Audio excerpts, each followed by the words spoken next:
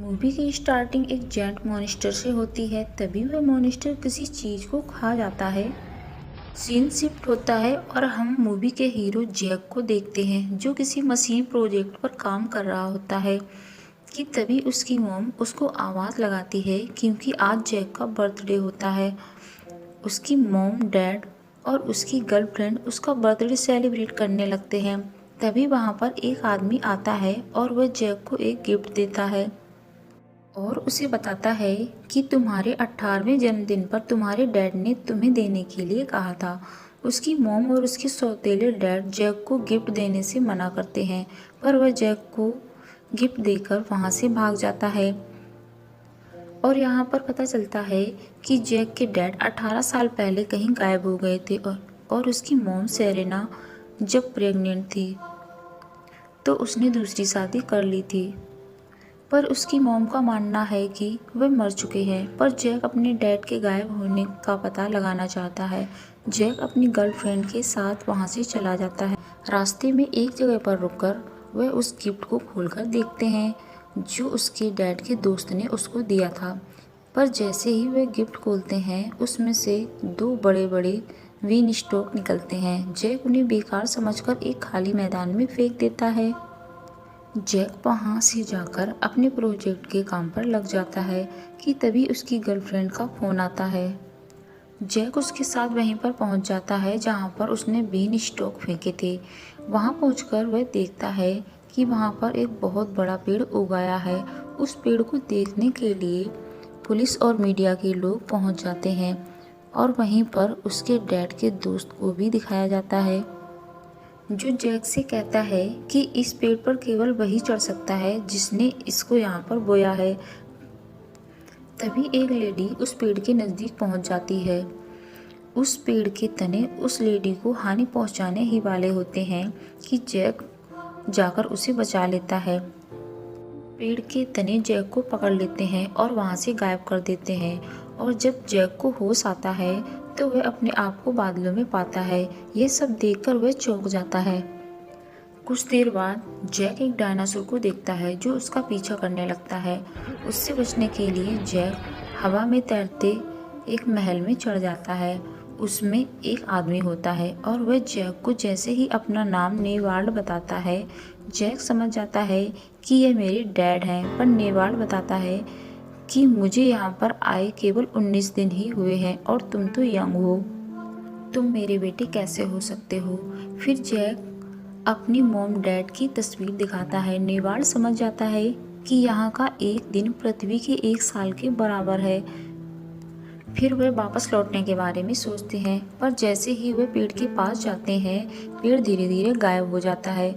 Jack के dad बताते हैं कि मेरे साथ भी यही हुआ था जब मैं यहाँ पर आया था।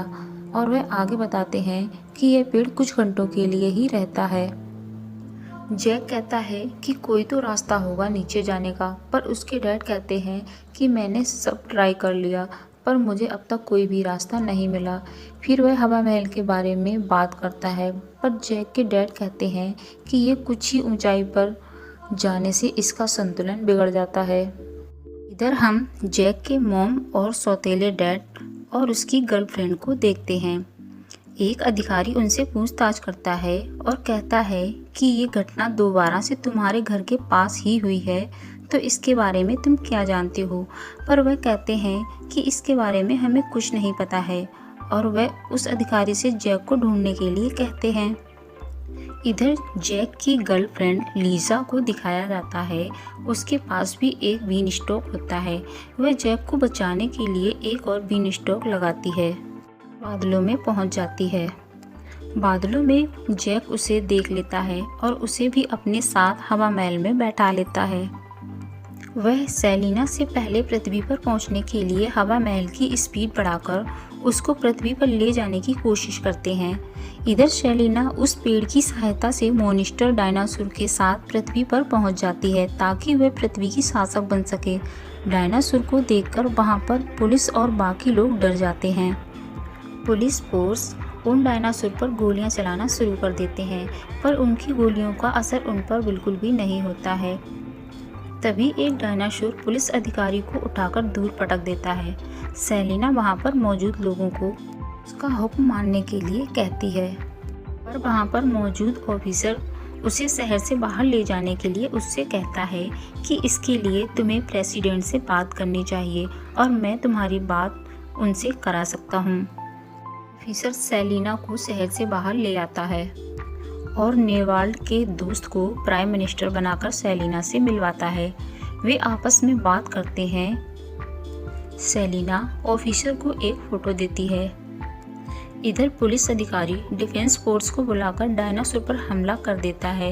ये देखकर सेलिना भी डायनासोर को हमला करने का आदेश दे देती है।